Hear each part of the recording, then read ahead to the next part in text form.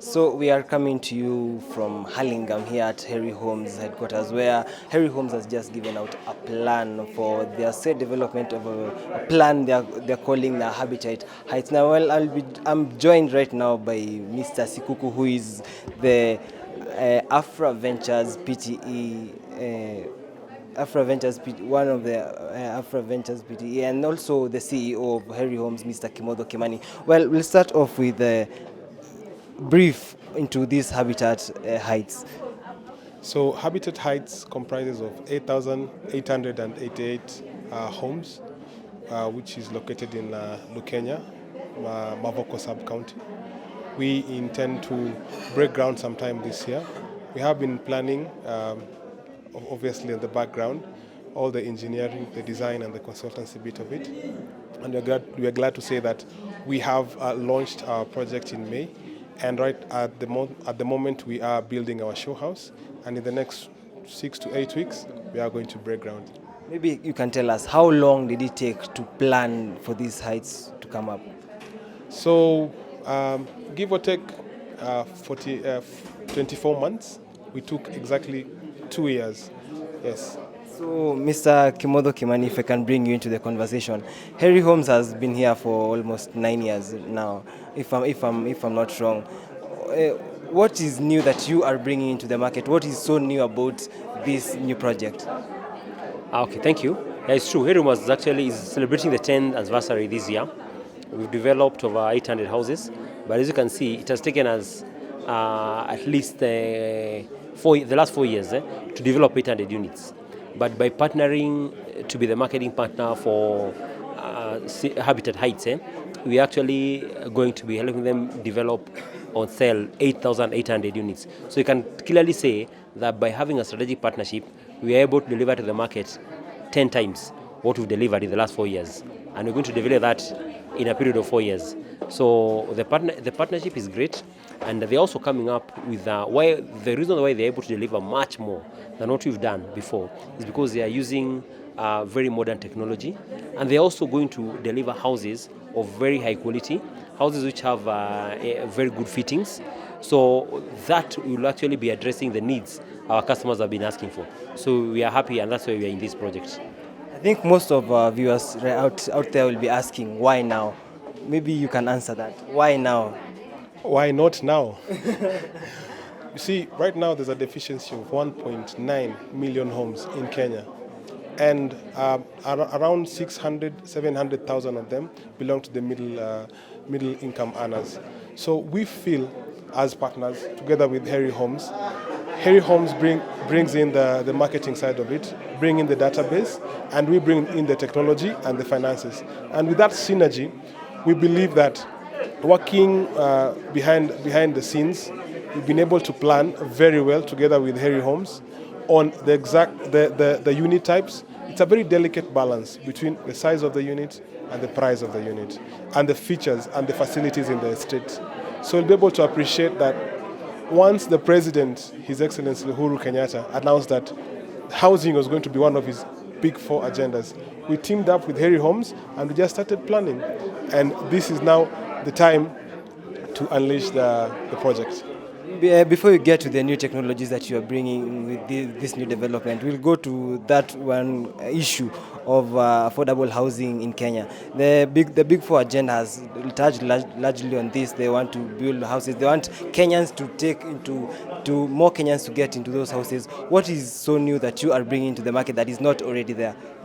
We are bringing in technology because you'll appreciate these are 8,800 homes, as Mr. Kimani has said.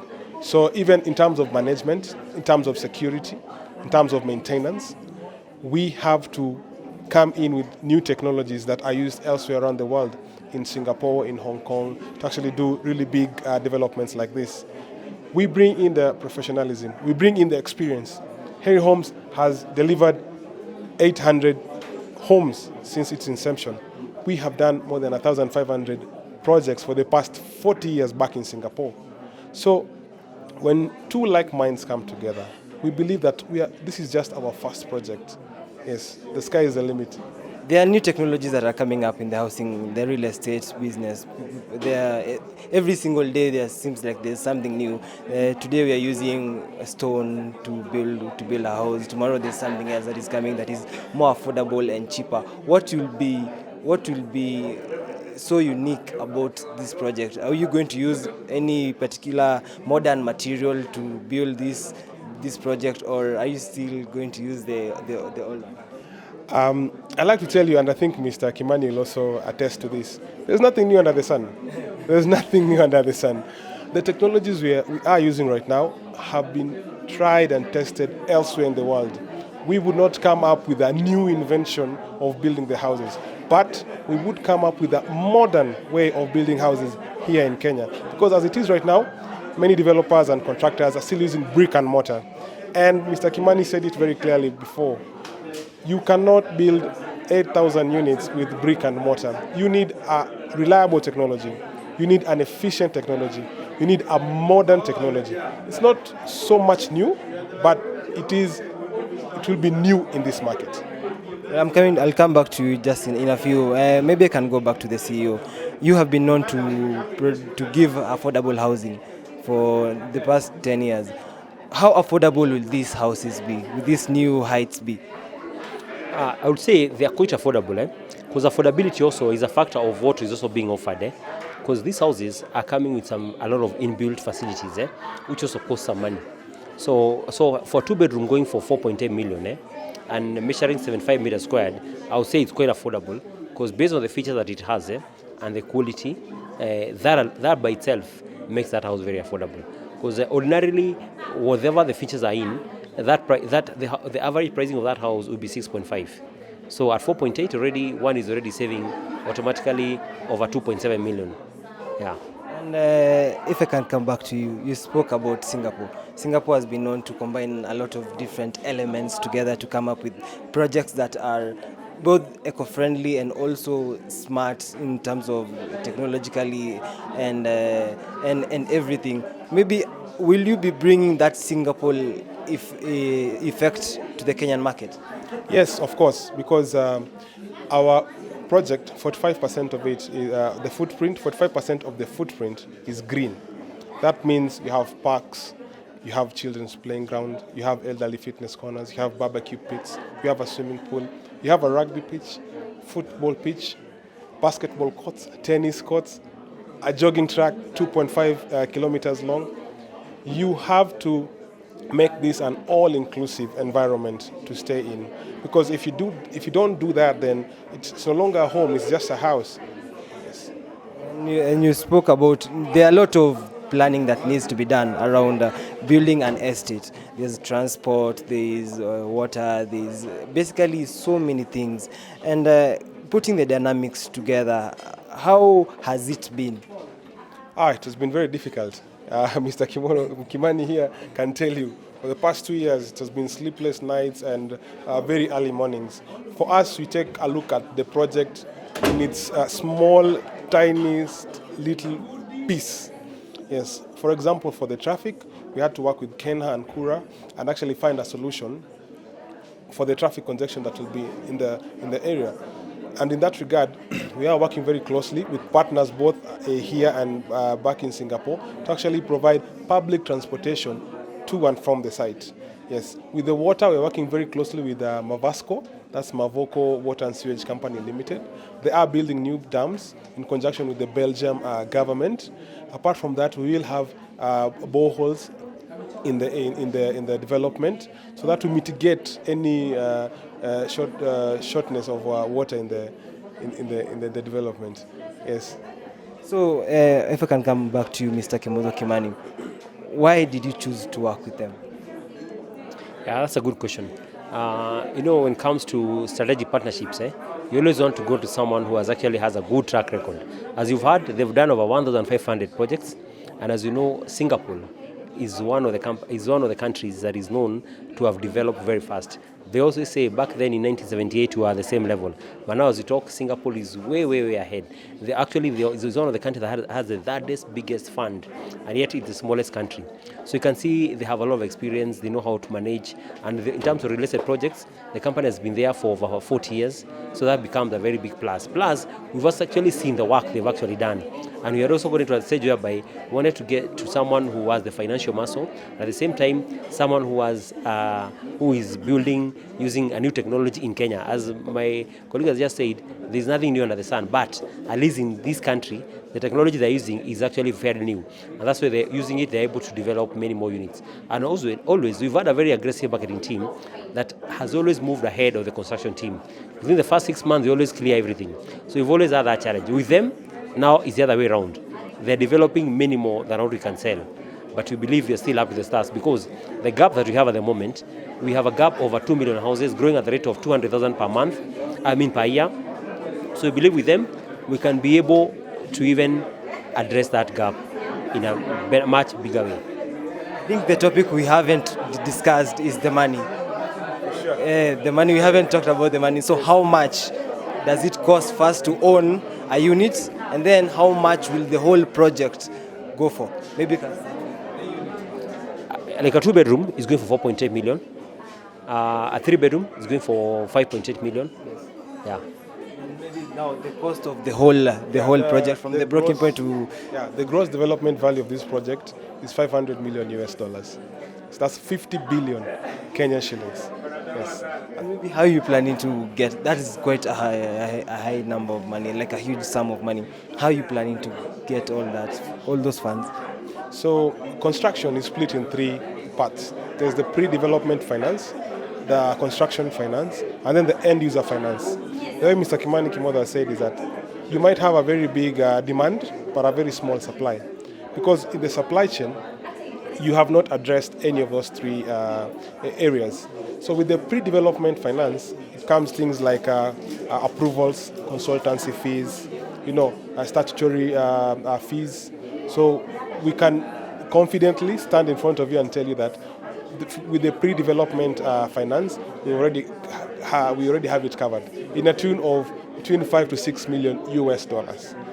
If I wanted to buy it off plan, Yes. how much will it cost me?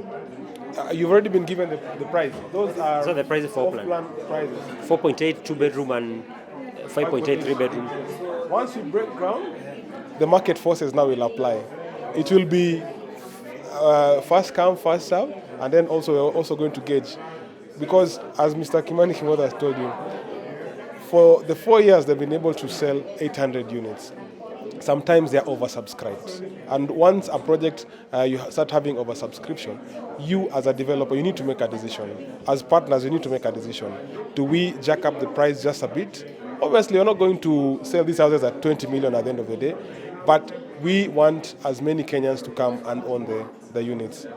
So there's one last question for, maybe you can answer this one, then I'll ask Mr. Kimodo another one.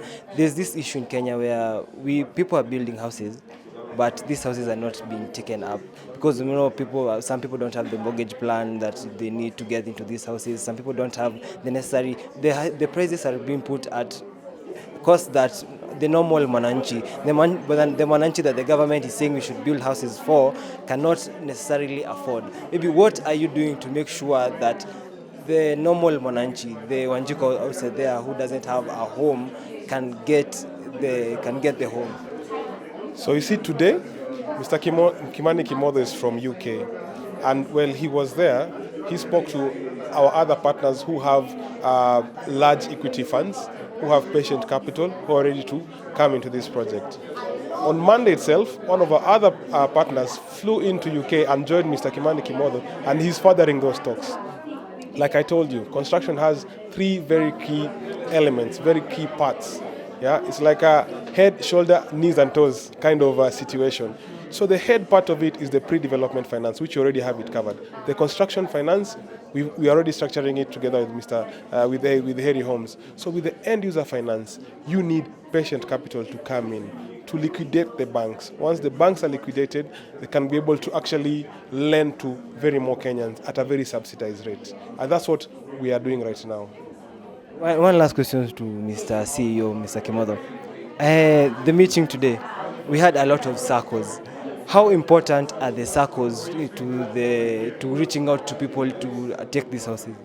Yeah, circles. Why we are divided circles, because circles have had a very big challenge. They have members who want houses, but they are unable to deliver because of two main reasons. One, the development capacity. Circles, where they are set up, they don't have the ability to come up to develop a project in terms of development capacity, in terms of development management, because the secretariat has very few members who are basically probably clerks. So we come in, we are trying now to encourage them. How do you deal with this problem? The few circles that have tried to do that, they've done it, but they've done it the wrong way. They've ended up in the same situation whereby you build houses, but they don't match what your members need. So for us, we bring in development management, which is going to help them to establish the exact need of their members. That is through feasibility studies, and that's actually one of the key things that has really helped us a lot, business development. Once we give them that, the other thing is financing.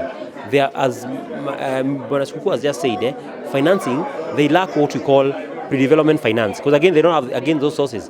That is funding that you have to get from an investor who is ready to take a risk, because you can finance someone pre-development finance and the project does not take off. That means your money is gone. So again, circles are not to take that risk. Then there's a construction finance. Construction finance, you can only get it when you already can prove you have an experienced developer, and also you have an end financier who will come and help you exit. So those are the two main problems the circles have had: development capacity and finance. And now as they come here, we are trying to help them and show them ways of how they can give them their members houses.